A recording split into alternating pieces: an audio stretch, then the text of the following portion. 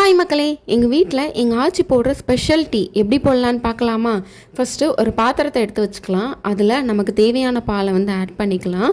பால் பொங்கினதுக்கப்புறம் நம்ம வந்து டிகாஷனுக்கு தேவையான இன்க்ரீடியண்ட்டை வந்து எடுத்துக்கலாம். ஃபஸ்ட்டு இஞ்சி எடுத்துக்கலாம். இஞ்சியை நல்லா தோல் சீவி எடுத்துக்கலாம். தோல் சீவி நல்லா இடித்து தான் நம்ம இஞ்சியை வந்து நம்ம டீக்குள்ளே போடணும். ஒரு சில பேர் என்ன பண்ணுறாங்கன்னா அரைச்சி வந்து சேர்க்குறாங்க. அரைக்கிறனால இஞ்சி வந்து ரொம்ப காட்டமாக இருக்கும். அதனால் டீயும் ரொம்ப காட்டமாக இருக்கும். நீங்கள் எப்போவுமே இஞ்சியை வந்து இடித்து போடுங்க. இடித்து போடுறதுனால டீயோட டேஸ்ட் வந்து நல்லாயிருக்கும்.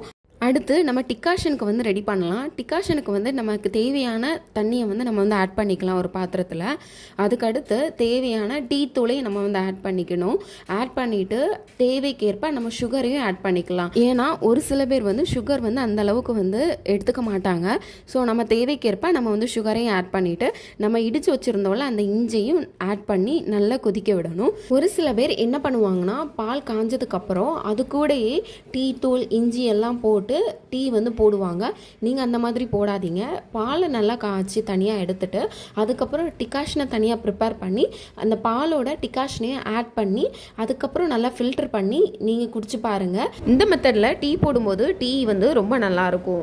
ஸோ காலையிலே இட்லி சாம்பார் சட்னி வடை ப்ளஸ் டீ வச்சு நம்ம சாப்பிடும்போது அந்த டே ரொம்ப ஹாப்பியாக இருக்கும். இந்த வீடியோ உங்களுக்கு பிடிச்சிருந்தா மறக்காமல் லைக் பண்ணுங்கள். பாய்.